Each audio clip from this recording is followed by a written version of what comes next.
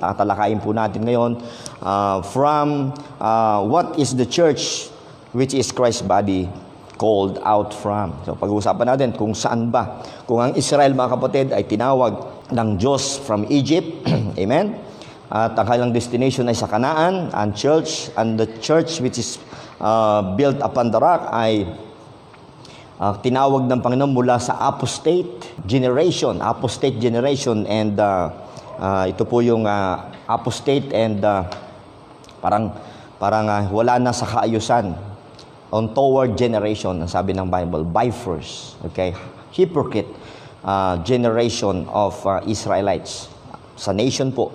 Kaya po ito ay nabuo, itong church built upon the rock. Pero ang church which is Christ's body, mga kapatid, pag-uusapan po natin, malawak po, mas malawak po ang pinagkunan ng Diyos mula po sa kanila. Okay? So muli mga kapatid, tayo po muna yung mag-pray. Lapitan sa Diyos sa ating pag-aaral. Kami po ay naniniwala at sumasampalataya, Diyos naming makapangyarihan sa lahat.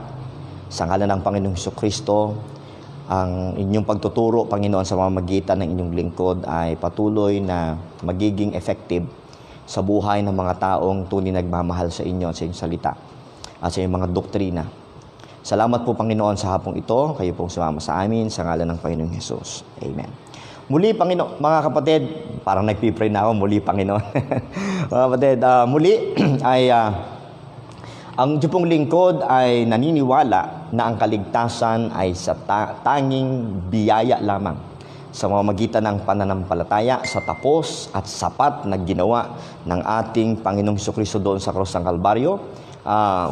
Wala pong dagdag, wala pong bawas. Sumampalataya lang. Amen. Maniwala na sapat na ang ating Panginoong Jesucristo at ang lahat ay preparado na. At ang lahat ng dapat gawin ng tao ay tinapos na ng ating Panginoong Jesucristo. Ang approach po ng ating pag-unawa o pagtuturo ng Biblia ay by rightly dividing the word of truth. Kagaya po ng itinuro, mga kapatid, ng ating Apostol Pablo sa 2 Timothy chapter 2 verse 15. Ano po? Naniniwala tayo na kapag hindi natin rightly divide, hindi natin po nakita yung division na inilagay ng Diyos sa Bible, kagaya ng Old and New Testament, Israel and Gentiles, church, okay? And Jews. So, pag hindi natin po nakita ang mga bagay na yun, mga kapatid, magkakaroon po tayo ng malaking pagkakagulo sa doktrina. Lalo na po, mga kapatid, pag ang pinag-uusapan natin ay kaligtasan ng kaluluwa, mahalaga po na tayo po ay mag-rightly divide ng word of truth upang hindi po mag-mix o ma-pervert ang gospel na kung saan po ay nauukol po sa panahong ito ng bagong tipan na itinuro ng Diyos sa pamamagitan po ng ating Apostol Pablo. Okay? At ako po, mga kapatid, ay Baptist at naniniwala po ako sa pagiging autonomous ng isang local church.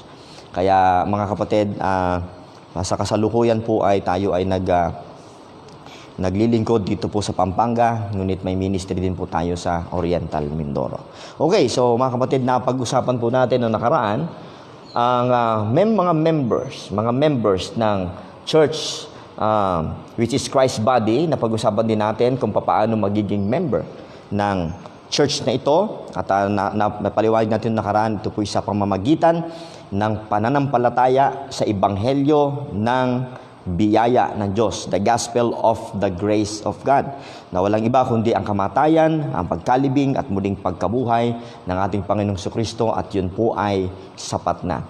Ngayong hapon, mga minamahal, pag-uusapan po natin, what is the church called out from?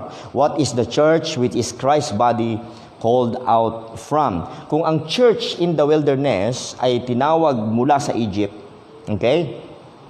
At ang church built upon the rock ay tinawag mula sa nation of Israel na apostate na. Ang church, mga kapatid, which is Christ's body, tinawag ang mga member dito sa church na ito, mga kapatid, from the whole sinful present world. Amen. So sa lahat, mga kapatid, Hudyo man o Hintil, tinawag ng Panginoon na makipagkaisa, makipag-reconcile kay Jesus Christ At dahil po doon may natatangi po silang purpose kung bakit po sila umiiral, mga minamahal. At yun po ang tatalakayin natin ngayong hapon. At kasama din po sa outline ko ngayong hapon, mga kapatid, what is the destination of this church, which is Christ body. So, nawa po ay mapagpala tayo, mga kapatid, ng ating tatalakayin ngayon sapagkat maiintindihan po natin kung ano po yung specific na komisyon ng Diyos sa atin sa panahon pong ito. Okay? Mayroon tayong commission sa body of Christ. May specific commission na hindi kamukha ng komisyon na binigay, hindi kagaya ng komisyon ibinigay ng ating Panginoong Jesucristo sa mga Hudyo. Okay? So, meron tayong sariling komisyon. Okay? So, ulitin ko po yung tanong, what is the church which is Christ's body called out from? Saan tayo tinawag? It is called out of the world. Okay? So, tayo po'y tinawag mula sa mundo. Ito po ang sabi ng Bible sa Colossians 1 verse 13, who hath delivered us from the power of darkness and hath translated us into the kingdom of His dear Son. So makikita natin ang word na we hath translated, tapos na po, tayo po ay nai-translate na tungo sa kaharian ng ating Panginoong Jesucristo, sa kingdom of His dear Son. Ito pong kingdom na ito, mga kapatid, ay hindi po yung earthly kingdom, kundi ito po yung kingdom of God. Magkaiba po ang kingdom of heaven at ang kingdom of God. Bibigyan ko po kayo ng kaunting pagpapaliwanag tungkol po sa bagay nito upang inyo pong maintindihan, mga kapatid, kung hindi nyo pa po ito napag-aaralan. Ang kingdom of God, mga kapatid, ay ang kabuuang paghahari ng Diyos. Ito yung kingdom of God. Okay? Ngayon, ang kingdom of heaven na atin pong pinag-aralan noong nakaraan ay bahagi lamang po ng kingdom of God. Ito yung kingdom of heaven. Kung saan, ang kingdom of heaven, mga kapatid, ay literal, visible kingdom upon the earth. Ito po yung kingdom of heaven, na kung saan si Jesus Christ ang siyang magiging hari. Okay? Bakit tinawag tong kingdom of heaven? Because ang kingdom of heaven ay from heaven, bababa dito sa ibabaw ng lupa during millennial kingdom. Okay? Kaya ang prayer po ng mga disciples, Thy kingdom come, Thy will be done on earth as it is in heaven. Okay? So, mga kapatid, hindi ho prayer ng Katoliko yan. Yan ay prayer ng mga Hudyo, which is the kingdom of heaven. Now, ang kingdom of God, mga kapatid, ang kingdom of His dear Son, ito po yung paghahari ni Kristo, okay? At ang paghahari din po ng Diyos na kung saan ito po ay invisible and spiritual. Okay? Buo. Samantala, ang kingdom of heaven, mga kapatid, ay visible and earthly or physical. Amen? So yan po yun, mga kapatid. Kaya wag po tayo malilito. Now, ang sabi po ng Biblia, ang lahat ng mga mananampalataya at member po ng Christ, which is Christ's body, okay, the church which is Christ's body, mga kapatid, ay member po na dito. Amen? Member po sa kingdom of His dear Son. So, ang kingdom ng ating Panginoong Jesucristo ay kingdom ng Diyos. Amen? So, narito na po tayo, mga kapatid. Ngayon, ito po ang sinasabi, mga kapatid, sa Romans 12, verse 1 and 2. I beseech you, therefore, brethren, by the mercies of God, that ye present your bodies a living sacrifice, holy and acceptable unto God, which is your reasonable service. Verse 2, and be not conformed to this world. Be not conformed to this world, but be ye transformed by the renewing of your mind, that ye may prove what is that good and acceptable and perfect will of God. So tinawag tayo ng Diyos mula sa mundo, at ngayon, mga kapatid, nakikiusap ang Diyos. Okay? Ang sabi ng Bible, I beseech you. through Apostle Paul, nakikiusap ang Panginoon sa atin na mananampalataya na huwag nang maging gaya ng nasa mundo. Kundi magkaroon tayo ng transformation, renewing in our mind. Dapat ma-realize po natin, mga kapatid, na tinanggal nga tayo ng Diyos mula sa mundo, kung kaya't hindi tayo dapat mananatiling makamundo. Maraming talata sa Bible, mga kapatid, at mukhang magti-preach ako ngayong hapon kung pupuntahan natin lahat yon. Okay? Ang series po namin sa church ngayon, may virtual service po kami every Sunday sa dalawang church, ang Mindoro at saka po dito, mga kapatid, sa Pampanga. At ang series po namin, mga kapatid, ay Love Not the World.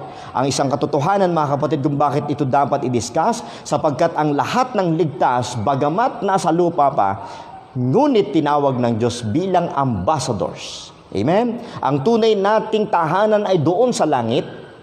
Tayo ay mga sugo lang dito sa lupa. Okay? Hindi talaga tayo taga rito. We are just pilgrims, amen? And aliens in this world. Ang tunay nating tahanan ay doon po sa langit. So, inalis tayo ng Diyos sa sanglibutang ito kung bakit ayaw ng Diyos sa tayo maging kagaya o makigaya, maging conformable, mga kapatid, sa mundo pong ito. Amen? So, sabi po sa Titus 2:11, for the grace of God that bringeth salvation hath appeared unto all men. Listen to this.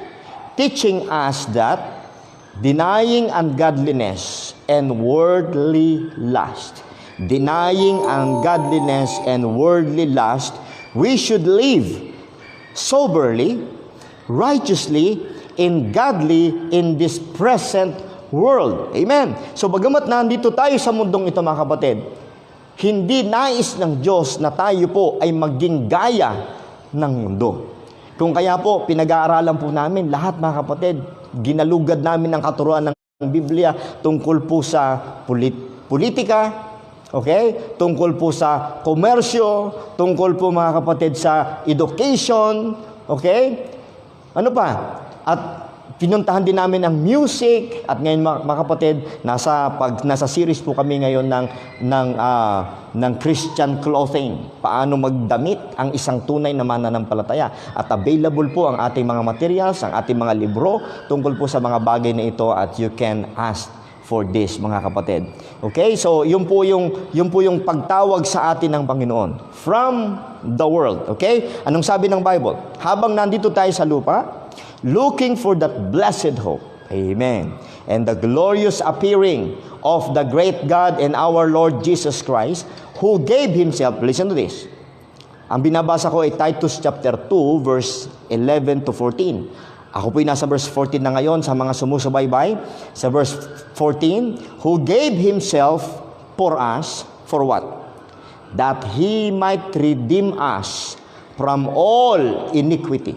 You see that? Hindi po tayo, mga kapatid, basta iniligtas ng Panginoon upang tuloy-tuloy na pumunta po ng langit. Amen. Kung bakit tayo iniligtas ng Panginoon ay upang tayo po ay ma-redeem from all iniquity, matuto tayo na maging makadiyos, maging sober, maging righteous, mga kapatid, and godly in this present world. At sabi ng Bible, and purify unto Himself a peculiar people, zealous of good works. Alam niyo, mga kapatid, kung maunawaan lamang po ng mga kabataan na kahit Kristiyano na, ay patuloy po na sausaw sa sanlibutang ito, mga kapatid. Of course, habang nandito tayo, marami po ang distraction, madami po, mga kapatid, ang tukso, especially sa ating mga kabataan. Ngunit, kung atin pong mauunawaan talaga ang calling natin, bilang mga member ng body of Christ, hindi po natin nanaisin na manatili na maging gaya ng mundo. Amen, mga kapatid. Ano pang sabi sa Galatians 1:4? Galatians 1:4, who gave Himself for our sins. Binigay ni Kristo ang kanyang sarili para sa ating mga kasalanan. Anong purpose? That He might deliver us from this present evil world. Amen. Ngayon, kung ang ibig sabihin po ng praise na ito, na pag-deliver sa atin mula sa present evil world na ito ay tungkol sa dadala ng Diyos sa atin sa langit, dapat nung tayo po ay naligtas, ay dumiretso na po tayo ng langit. Hindi po. Ang kalooban ng Diyos, habang nasa lupa po tayo po ay matutong tumayo at maging kakaibang mga tao, peculiar people, at tayo po ay maging hindi kagaya ng mundo, mga kapatid, sapagkat sa mundo na nga po tayo galing. Sabi yan, according to the will of God and our Father. Amen? So, mga kapatid, kaya po, sa ganda ng doktrinang ating natutunan tungkol po sa mga bagay-bagay na ito, mga kapatid, ang practical side ng tamang doktrina ay tamang pamumuhay. Amen? Doctrine unto godliness, ang sabi ng Apostol Pablo dyan. Okay? Doctrine unto godliness. Kapag ang doktrina, mga kapatid, na ating inaaral ay hindi nagbabago ng ating behavior, hindi nagbabago ng ating pananaw, hindi nagbabago ng ating lifestyle, mga kapatid, wala pong effect ang tamang doktrina sa atin.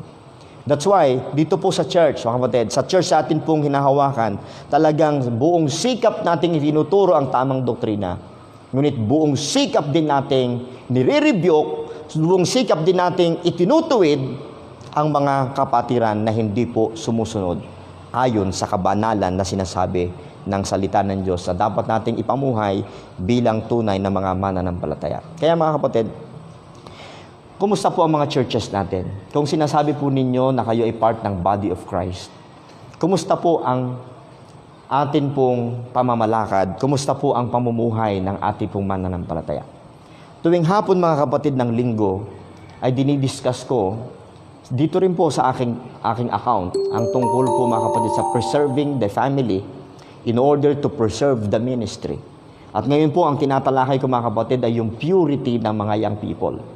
Na hindi sila dapat maging gaya ng mundo na sumasabak na sa maagang panahon sa girlfriend, boyfriend, at hinihimok ko, mga kapatid, ang mga member ng ating mga churches, okay, na mga kabataan, maaari po kayong sumubaybay sa akin tuwing hapon ng linggo. At meron na po akong 3 pagtuturo, part 4 na po ako this coming Sunday. At marami pong mga kabataan ang sumusubaybay at nagko-comment po at nag-text sa akin privately na sobra po silang natutuwa. Pati mga nanay, mga kapatid, ay umuupong kasama ng kanilang mga anak upang panuurin po at matutunan po ang tungkol sa bagay na yun. Pinag-usapan natin nakaraan yung girlfriend-boyfriend. At yun po ay isang laro, isang game. Okay? So yun po yung ating hangad, mga kapatid. Bilang tinawag tayo ng Panginoon mula sa mundong ito, dapat hindi tayo maging gaya o maging makamundo.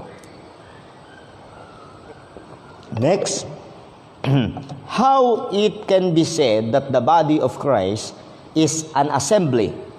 Okay? Paano natin nasasabi, alam niyo yung mga localist, pag sinabi kong localist, may mga church ngayon tayo, may mga kaibigan tayong simbahan o church na hindi naniniwala sa spiritual body of Christ. Hindi ko to tinatawag na universal church. Ang tamang term dito ay the mystery church, okay? Ayon sa mystery o dispensation of the mystery, okay? Mystery church or spiritual church, na kung saan ang member po dito, mga kapatid, ay lahat ng ligtas. Hindi denominasyon, okay? Hindi po relihiyon. Ang member po dito sa body of Christ ay lahat ng ligtas. Okay? So, ang mga localist, mga kapatid, yung naniniwala na ang local church lamang po, pag sinabing body of Christ, local church yun, yun po ang kanilang explanation, mga kapatid. Hindi sila naniniwala na meron pong body of Christ o church which is Christ's body, sapagkat hindi naman nakikita yan. Ang local church, ito ang body of Christ ayon sa kanila sapagkat ito po yung nakikita at binabanggit ng Bible sa 1 Corinthians, sa Romans, etc. and etc. Now, ito po ang tanong, how it can be said that the body of Christ is an assembly? Paano natin nasabi na ito po isang called out assembly? Okay? Hindi naman tayo centralized. Tayo po ay independent as a localist, as a local churches. As a local churches, may iba't iba po tayong pamamahala. Okay? Pero paano nasabing nag-gather together ang body of Christ? Now, let me say this. Okay? Sa Ephesians chapter 2, 5, and 6, listen to this. Okay? Ephesians 5 and 6, the Bible says, even when we have dead in sins, and hath quickened us together. The word together, mga kapatid, the word together means assembly. Amen? Together. So, tingnan nyo po yung salitang together dito, ang tinutukoy po dito mga kapatid, yung body of Christ. Now, let me read again. Even when we were dead in sins, hath quickened us, yung us doon, lahat ng ligtas. Quicken us, binuhay tayo, okay? Quicken us together with Christ. By grace ye are saved. Now, notice ang verse 6. Sabi ng verse 6, and hath raised us up together. You see? Quicken us together. Verse 5, and hath raised us up together. And anong sunod? And made us sit together in heavenly places in Christ Jesus. Yung word, yung tatlong together na binabanggit dito mga kapatid, ay tumutukoy po sa pagiging magkakasama or assembly ng lahat ng mga ligtas. Kung kaya po ito'y tinatawag na church. Bakit? Sapagkat ito po ay kalipunan, ito po ay sama-samang mga tinawag ng Panginoon at na-meet po. Okay? Yung definition ng church sa body of Christ. Okay? Let me read this. Everyone saved everyone, okay, na saved in the dispensation of grace, okay, is already, listen to this, is already positionally in heavenly places, together and assembled in Christ. Amen? So, ulitin ko mga kapatid, paniwalaan natin ang sinasabi ng salita ng Diyos, na yung nangyari kay Kristo, ay nangyari din po sa atin. Kung siya'y namatay, tayo'y namatay din kasama niya. Kung siya'y nabuhay muli, ay nabuhay din tayong muling kasama niya. At kung siya'y umakyat sa langit at umupo doon sa kanang luklukan ng Ama, according to the Bible, uulitin ko yung pagkakabasa. Sabi ng Bible, and made us sit together. Past tense po yan Simula nung naligtas tayo po ay nakaupo na sa mga makalakip na dako kasama ni Kristo. Amen. So hindi ito mga kapatid is mystical or spiritualization ng verse. Mga kapatid, positionally. Because of the doctrine of the reciprocal indwelling, amen, Christ is in me and I in Christ. Kung si Kristo, mga kapatid, amen, tatanungin ko kayo ngayon, di ba, naniniwala kayo na si Kristo nasa inyong katawan ngayon? Nag-dwell siya dito, at the same time, nakaupo siya doon. Amen? So tayo din po, ay nakaupo doon kasama ni Jesus Christ. Kung bakit meron pong sinabi sa Bible na may anchor. Okay? Meron tayong anchor, heavenly anchor. So yung anchor na to ay ginagamit, mga kapatid, terminolohiya ng mga marino, ng mga seaman, at alam na alam po nila ibig sabihin nito mga kapatid. Yung anchor na yon mga kapatid ay nakakabit doon sa barko at hindi maaaring makawala, hindi pwedeng makaalis yung barko hanggat yung anchor ay nakakapit doon sa ilalim po ng tubig, mga minamahal. Ngayon, ang lahat ng mananampalataya, kung ikaw ay ligtas ngayong hapon, nais kong sabihin sa inyo na ikaw ay may anchor. Amen? At ang sabi sa Hebrews 6:19, which hope we have an anchor of the soul. Amen. We have an anchor, as an anchor of the soul, both sure, amen, both sure and steadfast, and which entereth into that within the veil. We thank God, mga kapatid, sapagkat tayo po ay nakaangkla na doon po sa langit. Amen? So, glory to God, mga kapatid, sa katotohanan yan. Next, the one body in Ephesians 4-6 is not a local church. Mababasa po natin sa Ephesians 4 verse 4 ang ganito. Ephesians 4 verse 4. There is one body. Amen? So, pag sinabing one body, hindi yan tumutukoy sa local church sapagkat napakarami pong local church sa buong mundo, mga kapatid.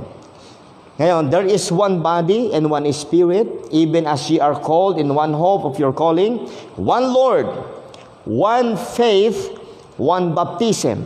Natalakay na natin yung one baptism dito, hindi water baptism, but spiritual baptism. Ito yung bautismo sa 1 Corinthians chapter 12 verse 13, na kung saan ay inilulubog tayo kay Kristo. Amen. Inilulubog tayo kay Kristo at inilalagay tayo sa body of Christ. Okay? Sabi ng Bible verse 6, one God and Father of all, who is above all and through all and in you all.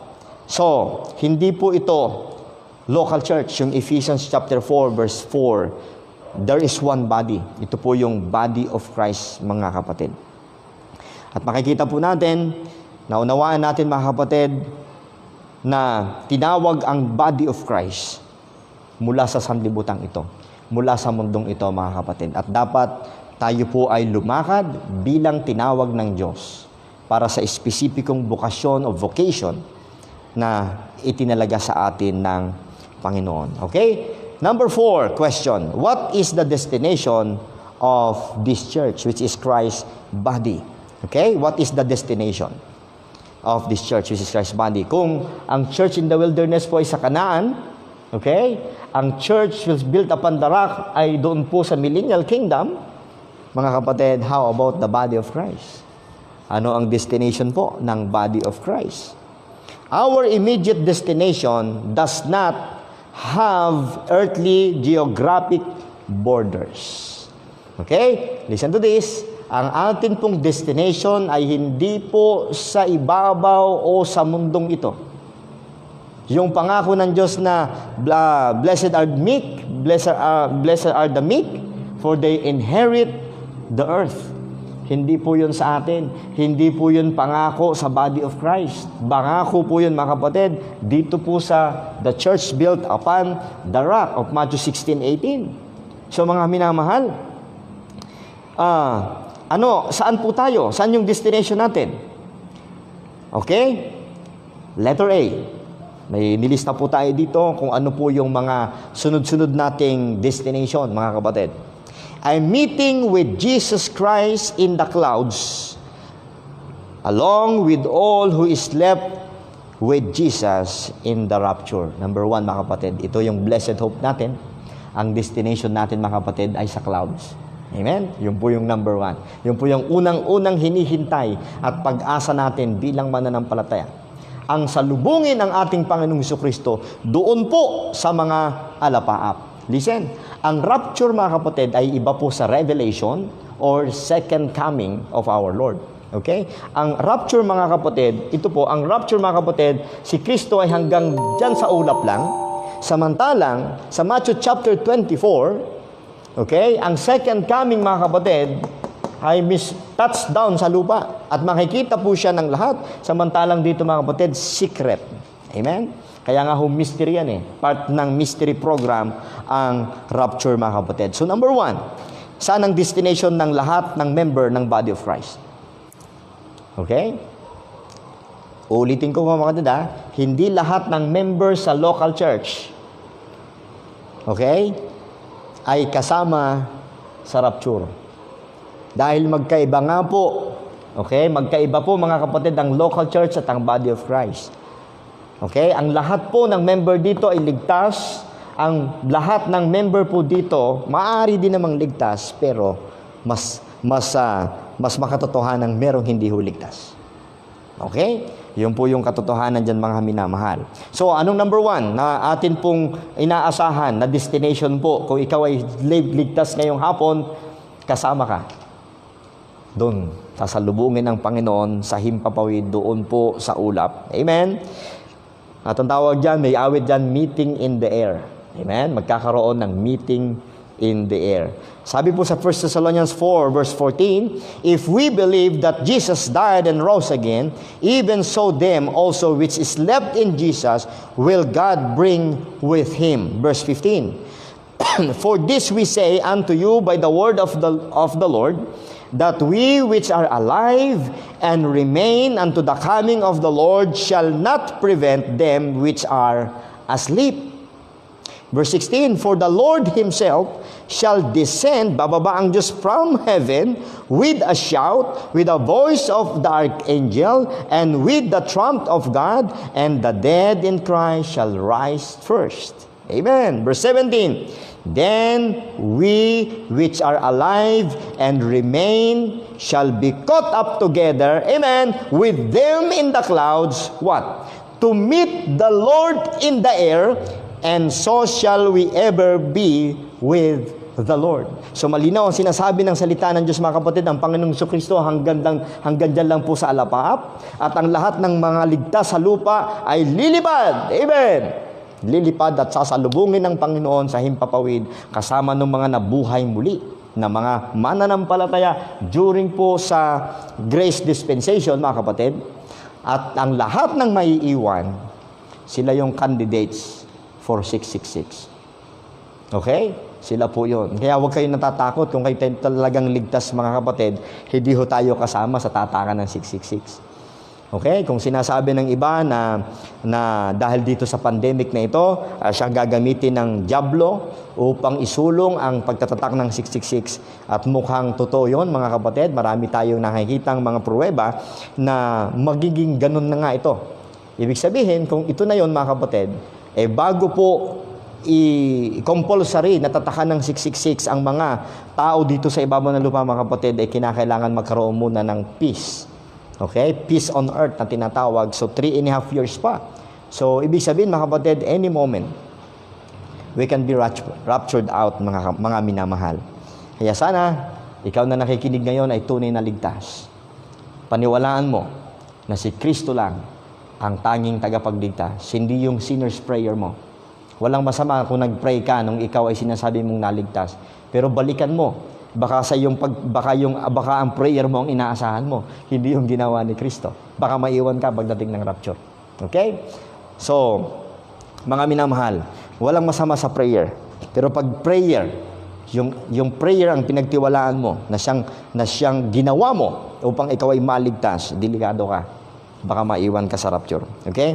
Dapat si Kristo lang. Wala kang ibang aasahan, kundi si Kristo lang. At paniwala mong sapat na ang kanyang ginawa. Amen?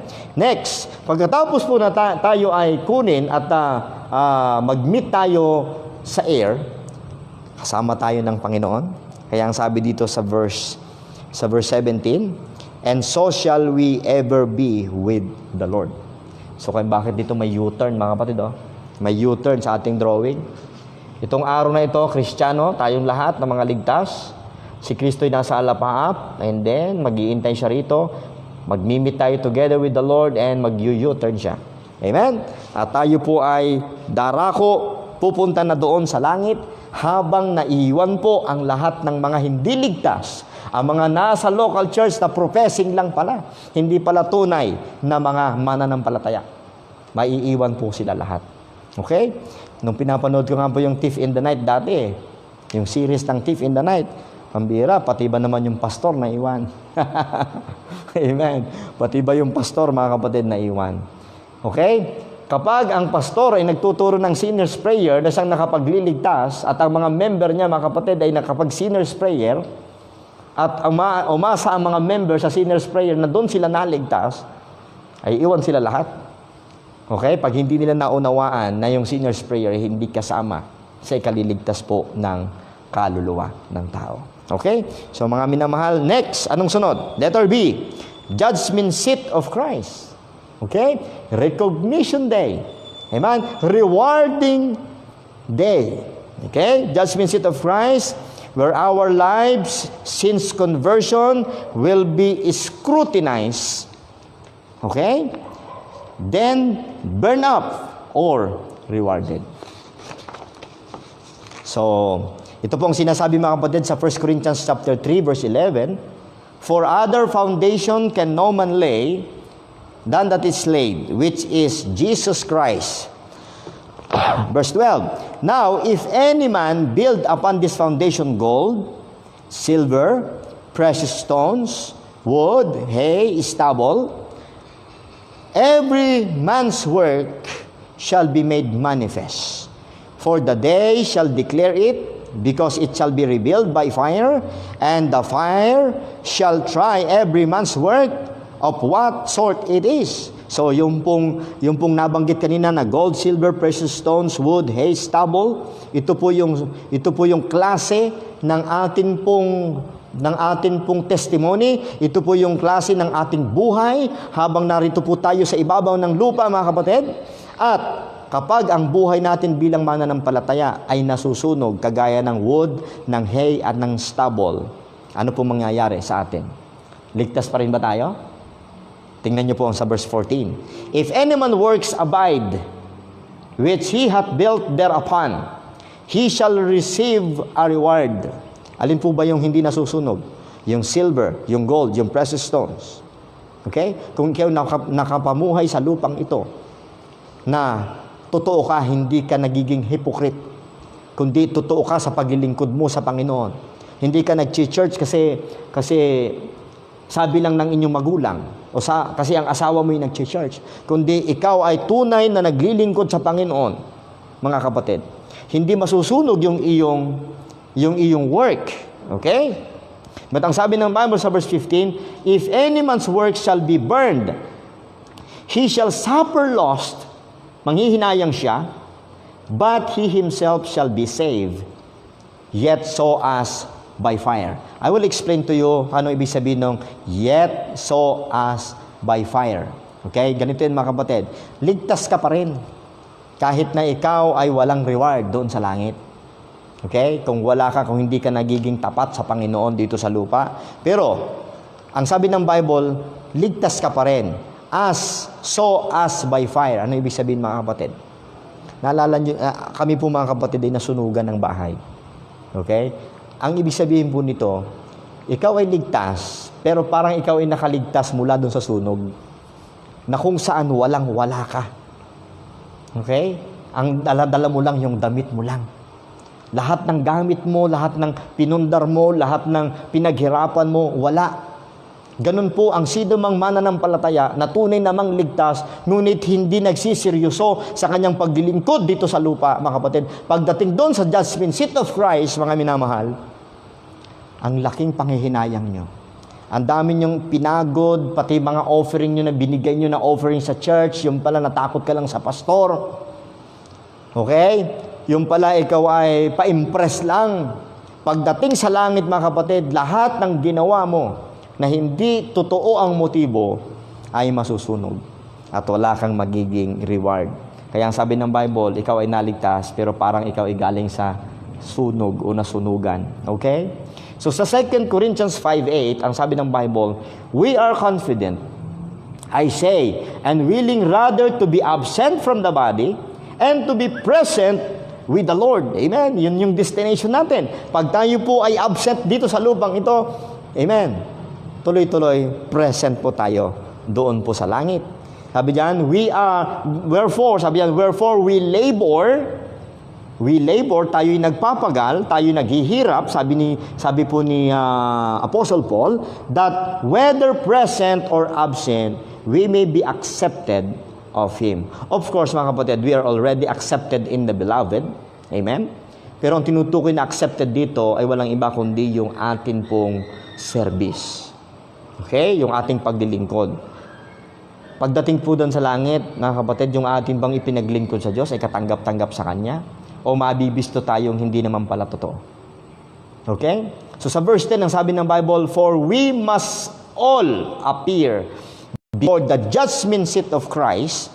Itong hukuman ni Kristong ito, mga kapatid, ay para sa lahat ng ligtas. Okay? Tinatawag ng iba ito na Bema Judgment. Pero ang tawag ng Bible dito ay judgment seat of Christ, na kung saan ang hahatulan lang po ni Jesus Christ dito ay ang lahat ng ligtas upang bigyan ng reward, i-scrutinize, hatulan ang mga gawa natin dito po sa lupa. Habang Okay, listen to this mga kapatid. Habang meron pong rewarding dito, sa panahong ito, sa langit, okay, judgment seat of Christ,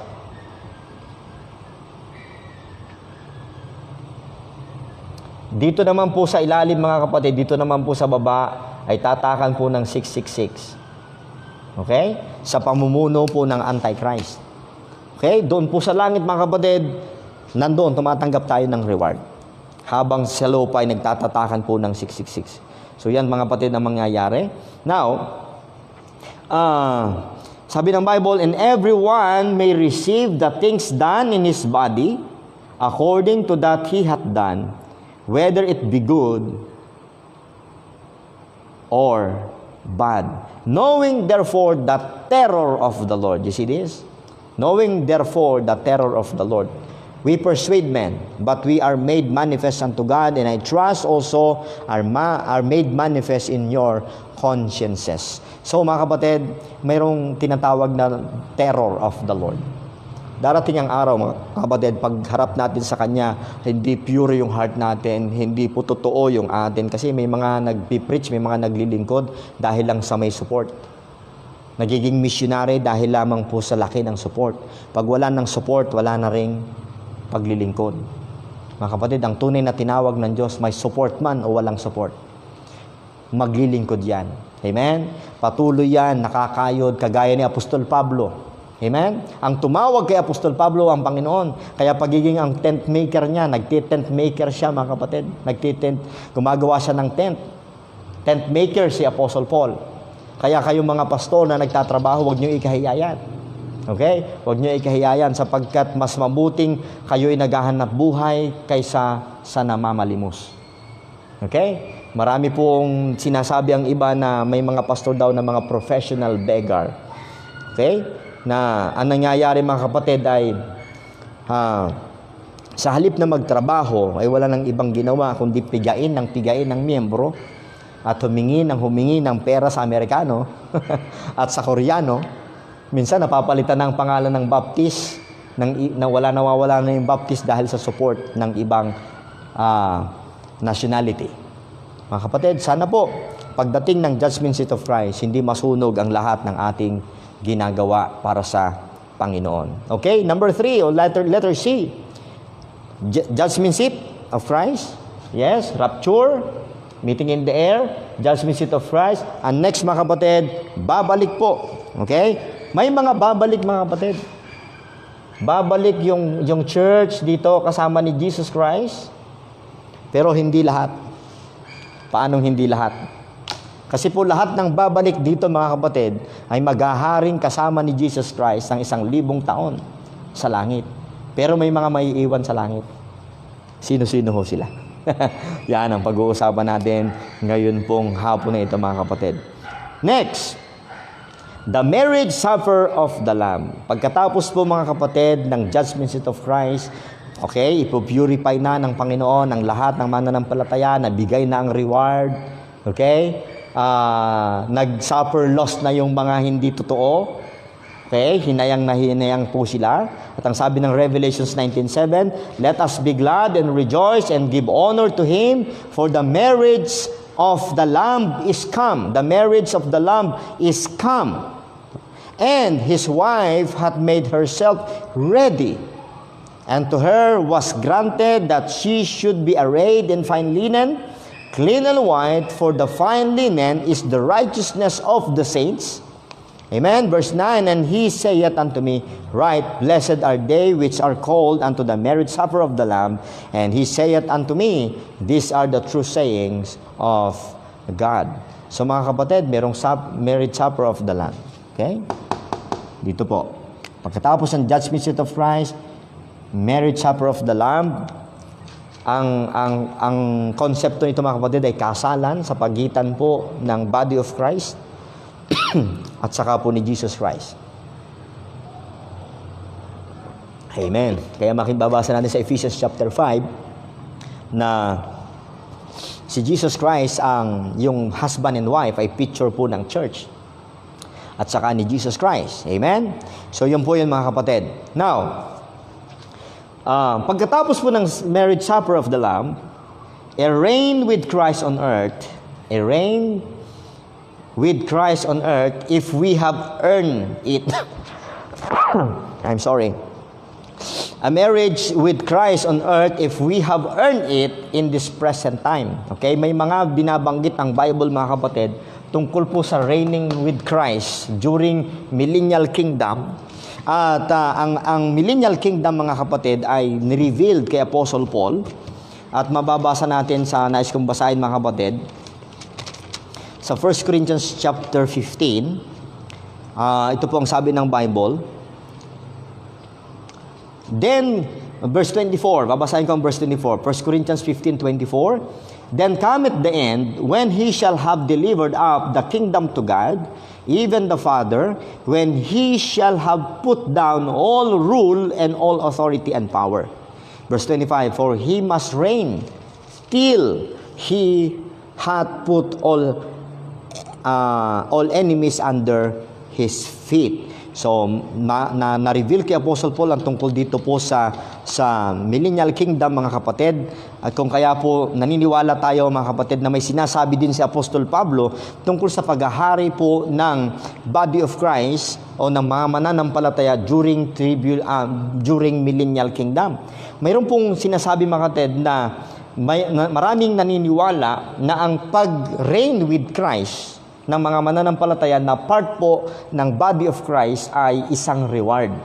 Okay? Pero, automatically, mga kapatid, yung mga na-save dito, saka dito, na hindi part ng body of Christ, automatically nasa millennial kingdom po sila, sapagkat ito ang kanilang inheritance. Pero ang mga nasa body of Christ, which is ang kanilang tahanan ay sa langit, sa new heaven, hindi sa new Jerusalem, hindi sa new earth. Ulitin ko po, ang tahanan po ng body of Christ ay sa new heaven, hindi sa new Jerusalem, hindi po sa new earth, mga kapatid. Pero during millennial kingdom, mga kapatid, magiging part ng reward. Okay? Di ba? Nagkaroon po ng judgment seat of Christ po dito. Now, naniniwala po tayo na ang sino man na tunay na nagkaroon ng pagmamahal sa Panginoon at siya po ay hindi niya kinahiya ang Panginoon, nag-suffer siya sa pangalan ng Panginoon, isa sa reward na ibibigay sa kanya ng Panginoon ay maghahari siyang kasama ng Panginoon sa lupa. Okay? Ito po ang mga verses na aking babasahin. Romans 8:17, the Bible says, Romans 8:17, and if children, then heirs, heirs of God, and joint heirs with Christ. If so be that we suffer with Him, we suffer with Him, anong sunod? That we may be also glorified together. So, nandun yung suffering. Yun yung suffering na mananampalataya. Now, anong sabi sa 2 Timothy 2:12? If we suffer, we shall also reign with Him. You see that? If we suffer, we shall also reign with Him. Alam niyo, mga kapatid, ito yung mga mananampalataya. Especially ang mga martyrs na talagang hindi kinahiya ang Panginoon, nag-suffer at sila po ay magre-reign na kasama ng Panginoong Hesukristo. Sabi dito, if we suffer, we shall also reign with Him. If we deny Him, listen to this, if we deny Him, He also will deny us. Kapag dininay natin siya, He will also deny us. Now, ang tanong, meron bang part sa buhay ng mananampalataya na dinideny natin ng Diyos? Okay? Tingnan niyo po yung sinasabi sa Titus 1:16. May sinasabi ang Titus 1:16 tungkol sa mananampalataya na sinasabi na kilala nila ang Diyos, pero, ito ang sabi ng Bible, Titus 1:16, they profess that they know God, they profess that they know God, but in works, they deny Him. You see that? Being abominable and disobedient, and unto every good work reprobate.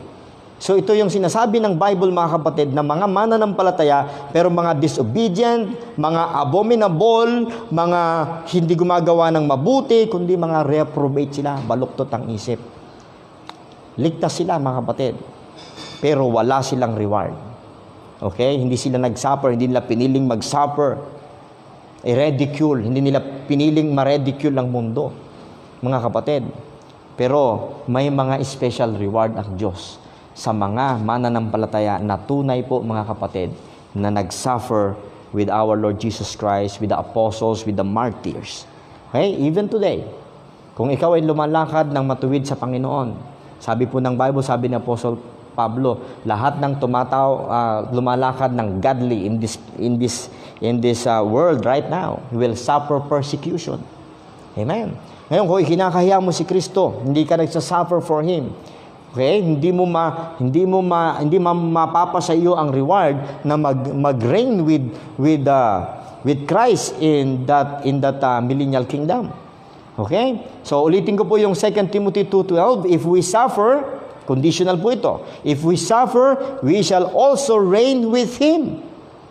Amen? If we suffer, we shall also reign with Him. If we deny Him, sa pamamagitan ng ating mga trabaho, sa ating mga ginagawa, sa ating Christian living, mga kapatid, hindi tayo sumunod dun sa calling natin. Okay? Sabi ng Panginoong Hesus, sabi ng Apostol Pablo, He also will deny us.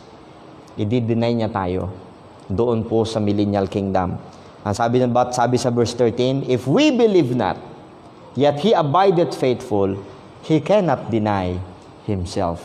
At yun naman po yung consolation natin. Bagamat tayo po mga kapatid ay i-deny niya na mag-reign with Him doon po sa millennial kingdom. Mga kapatid, sa lupa. Hindi naman po niya tayo i-deny pagdating po doon sa kaligtasan. Ibig sabihin po, ganyang katiyak ang ating kaligtasan.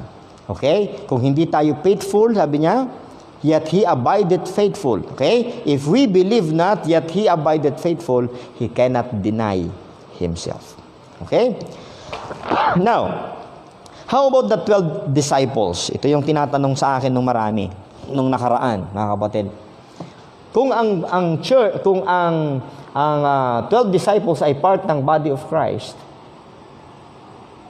okay? Meron silang tiyak, mga kapatid, na tungkulin dito po sa millennial kingdom. Ito pong sinasabi ng Bible, mga kapatid. The 12 disciples will be sure of their reward of reigning with Christ because lahat ng apostle, mga kapatid, ay nag-suffer with the Lord Jesus Christ. Okay? Kung mababasa yung book of Martyrs, mga kapatid, nakasulat doon kung gaano nag-suffer ang mga unang mananampalataya. At ang 12 disciples ang unang-una, mga kapatid, sa suffering na yon. Okay? Apostol Pablo, okay, pinugutan ng ulo. Si Apostle Peter, mga kapatid, ay pinako sa cross na tiwarik. Ang tawag po sa amin, tiwarik. Ibig sabihin, nasa ilalim po yung ulo niya. At ang paa niya ay nandun sa itaas. At napakadami pa during dark ages, mga kapatid, kung gaano kadami ang namatay dahil sa paglilingkod sa Panginoon. Now, itong sabi, mga kapatid, sa Matthew chapter 19 verse 27. Then answered Peter and said unto him, Behold, we have forsaken all and followed thee. What shall we have therefore? Tinatanong ni Peter ang ating Panginoong Jesucristo. Sabi niya, Panginoon, Masdan, sabi niya, iniwan namin ang lahat. Hanap buhay namin, lahat. At sumunod kami sa iyo. Ano na ngayon ang mapapa sa amin? So, tinatanong po ni Peter. Sa Matthew chapter 19:27 na aking binabasa. And the verse 28, And Jesus said unto them, Verily I say unto you, that ye which have followed me in the regeneration, when the Son of Man shall sit in the throne of His glory. So, sinasabi ni Jesus Christ dito, kailan niya sinabi yon? Dito sa panahong ito, before siya mamatay. So, ni Peter nung panahong ito. So, ang promise ng Panginoon, kayo na nag-obey sa akin, okay, ulitin ko yung pagkakabasa. In the regeneration, when the Son of Man shall sit in His throne, in the throne of His glory, ang tinutukoy niya yung millennial kingdom, sabi niya, ye also shall sit. Look at this. Ye also shall sit upon 12 thrones, judging the 12 tribes of Israel. So, ang 12 disciples, mga kapatid, ay tinawag para sa 12 tribes of Israel. Hindi ho sa body of Christ particularly. Si Apostle Paul, one apostle for one body. 12 disciples for 12 tribes of Israel. Sana po makita niyo po yung distinction, yung pagkakaiba po dito mga kapatid. Okay? Now, so yun ang pangako ng Panginoong Hesukristo sa 12 disciples, verse 29, and everyone that hath forsaken houses, or brethren, or sister, or father, or mother, or wife, or children, or lands for my name's sake, shall receive 100-fold and shall inherit everlasting life. So makikita natin mga kapatid, ang everlasting life dito ay isang reward.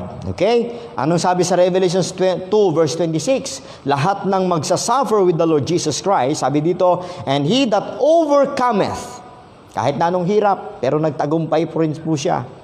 He that overcometh and keepeth my works unto the end, anong reward niya? To him will I give power over the nations.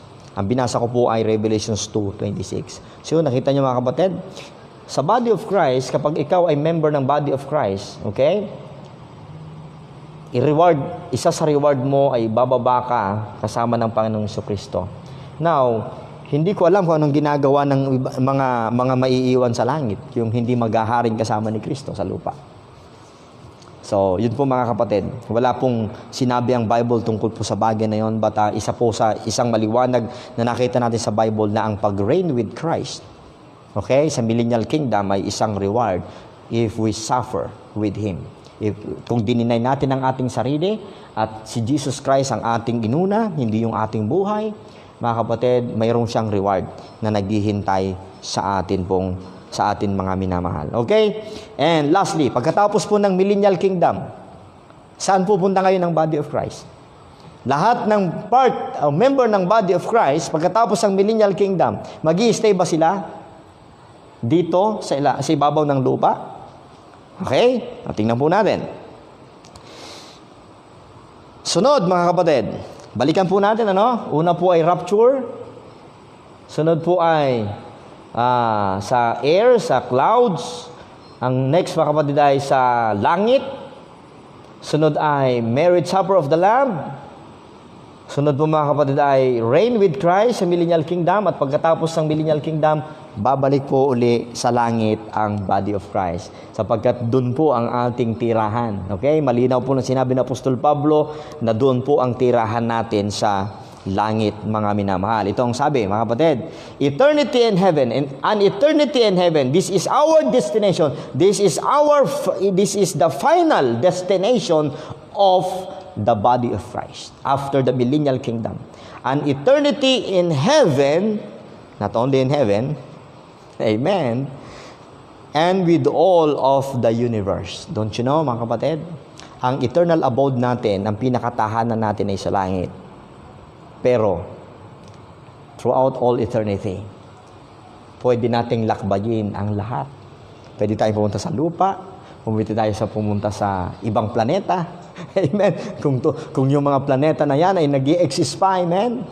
Amen. Mapupuntahan lahat yan. Lahat ng part ng body of Christ, we will be like angels. Magiging gaya tayo ng mga anghel na kung saan, kahit nasa langit sila, pwede silang bumaba sa lupa, pwede silang maglakbay, pwede silang pumunta kung saan-saan, mga kapatid. Yun po ang inheritance. Yun po, mga kapatid, ang final destination ng body of Christ. Ito po ang sabi ng salita ng Diyos. Philippians chapter 3, verse 20.